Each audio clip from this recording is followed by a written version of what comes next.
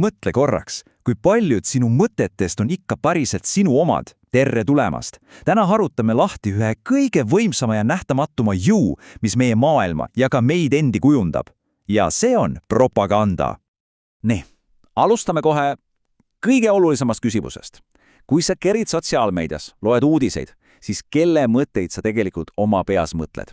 Kas need on sinu enda loogilised järeldused või on need kellegi teise poolt hoolikalt ettevalmistatud lood? See küsimus on pärit otse George Orwelli sulest, aga ausalt öeldes on see meie digiajastul veel teravam kui kunagi varem.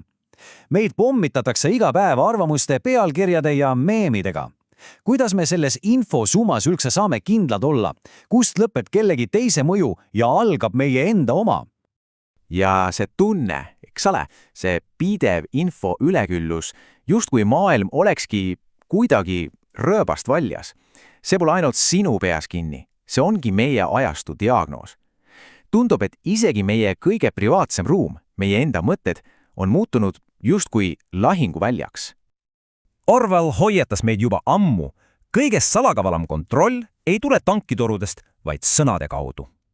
Just nimelt ilusate sõnade kaudu, nagu vabadus, turvalisus või progress. Sõnad, mida kasutatakse tihtipeale mitte tegelikkuse selgitamiseks, vaid selle varjamiseks. Aga lähme sügavamale. Sest mis siis, kui propaganda polegi lihtsalt üksikud kampaaniad või manipuleerivad laused? Mis siis, kui see on midagi palju fundamentaalsemat? Üks mõtleja väitis, et me oleme sellest niivõrd läbi imbunud, et see on nagu õhk, mida me hingame. Siin tuleb mängu prantsuse filosoof Jacques Ellul ja tema idee sotsioloogilisest propagandast. Tema geniaalne mõte oli see, et kõige võimsam propaganda polegi poliitilised loosungid. See on see pidev nähtamatu taustamüra, mis kujundab meie soove. Mõtle korraks, kust tuleb sinu arusaam edukast elust? Just see ongi see defineerib, mida me peame normaalseks. Ja Ellul jaotas selle laias laastus kaheks. Ühel pool on agitatsioonipropaganda, vali, plahvatuslik, kutsub üles mässule. Aga palju levinum ja peenem on integratsioonipropaganda. See on see vaikne sosin, mis ütleb, ära muretse, kõik on korras, nii asjad lihtsalt käivadki. See paneb meid süsteemiga kohanema ilma küsimusi esitamata. Ja asi läheb veel huvitavamaks. See mõju ei tule ainult ülalt alla, valitsuselt või suurest meediamajast. Ellul rääkis ka horisontaalsest propagandast, mis levib meie endi seas, sõbralt sõbrale, grupi chatis. Ja mõtle nüüd ise, kumba sa pigem usud, kas ametlikku pressiteadet või oma hea sõbra soovitust? Okei, aitab teooriast.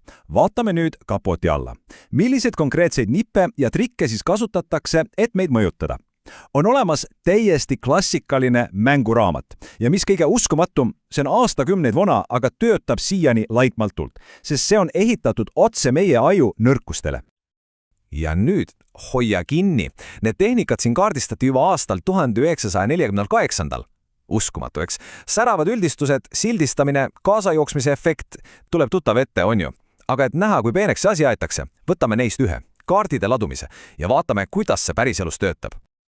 Nii, vaatame üht geniaalset katset, mille tegi käitumisökonomist Dan Ariely. Ta pakkus tudengite ajakirja The Economist tellimust 3 valikut. See keskmine, ainult trükiversioon, tundub täiesti mõttetu, kas pole? Sama kallis kui mõlemad kokku. Ja tõepoolest, mitte ükski tudeng seda ei valinud, aga see ei tähenda, et see oli kasutu. Ja tulemus absoluutselt pöörane. Selle näiliselt kasutuna tunduva peibutise tõttu valis lausa 84% tudengitest kõige kallima variandi. Miks? Sest see mõttetu $125 trükiversioon muutis sama hinnaga veebi ja trükiversiooni äkitselt vastupandamatult heaks diiliks. Aga see pole veel kõik. Siis tegi Ariely midagi veelgi kavalamat. Ta võttis selle kasutu peibutise ära ja esitas valikud uuesti. Ja plaks, vaata, mis juhtus. Tulemused pöördusid täielikult pea peale. Enamik valis nüüd hoopis odavama variandi. Vot see ongi kaardide ladumine. Konteksti muutes suunatakse sind tegema valikut, mida sa muidu kunagi ei teeks. Okei, see on päris hirmutav.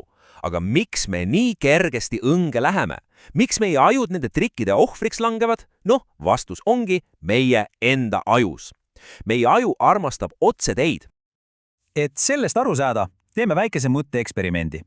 Kujuta ette 2 riiki. Naabrid, kultuuriliselt väga sarnased. Austria ja Saksamaa. Austrias on elundi doonorluse määr üle 98%. Peaaegu kõik on doonorid. Uskumatu. Aga nüüd Saksamaa. seal on see määr ainult 12%. Mõtle sellele hetkeks. 98 ja 12. Kuidas saab vahe olla nii tohutu? On see mingi sügav kultuuriline erinevus? Seadused? Ei. Vastus on šokeerivalt lihtne. Asi on ankeedi disainis. Vaata, Saksamaal pead sa tegema ankeedis linnukese, et doonoriks hakata. Austrias pead sa ka tegema linnukese, et doonoriks mitte hakata. Ja kuna see on emotsionaalselt raske otsus, ei tee enamik inimesi mitte midagi. Nad lepivad vaikimisi valikuga. Meie ajud on programmeeritud olema laisad. Ja nüüd jõuame vist kõige vastuolulisema osani. Me ju eeldame, et haridus on meie parim kaitsepropaganda vastu, eks ole? Mida rohkem tead, seda immuunsem oled. Aga seesama mees, Jacques Ellul, väitis midagi täiesti vastupidist. Tema sõnul muudab tänapäevane haridus meid propaganda suhtes hoopis haavatavamaks. See on tema idee eelpropagandast. Mõte on selles, et kui sind uputatakse infokildudega, faktid, numbrid, raportid ja õpetatakse alati usaldama eksperte, siis sa kaotad kontakti oma enda kriitilise mõtlemisega. Sa väsid ära ja hakkad ihkama lihtsaid, selgeid, eelnevalt pakendatud vastuseid. Ja just neid propaganda meile pakubki. Okei, see pilt võib tunduda päris sünge, aga see pole lootusetu. Absoluutselt mitte. Süsteemi mõistmine on juba iseenesest esimene samm vabaduse poole. Asi pole metsapõgenemises, vaid selles, kuidas selles maailmas teadlikult ja ärkselt navigeerida. Nii et mida siis teha? Siin on 4 praktilist sammu. Mõtle sõmest kui vaimsest jõusaalist, et oma mõtlemist treenida ja kaitsta. Esiteks, õpi tehnikad ära ja anna neile nimi. Teiseks, küsi alati, mida need suured ja ilusad sõnad tegelikult tähendavad. Kolmandaks, ole enda vastu aus, miks sa tahad midagi uskuda. Ja neljandaks, kõige tähtsam, otsi aktiivselt infot, mis sinu olemasoleva arvamusega ei klapi. Sest lõppkokkuvõttes taandub kõik ühele lihtsale tõele. Maailmas, mis üha enam premeerib kuulekust ja kaasa noogutamist, on iseseisev mõtlemine juba iseenesest vaika mäss. See on vaikne revolutsioon, mis toimub sinu enda peas.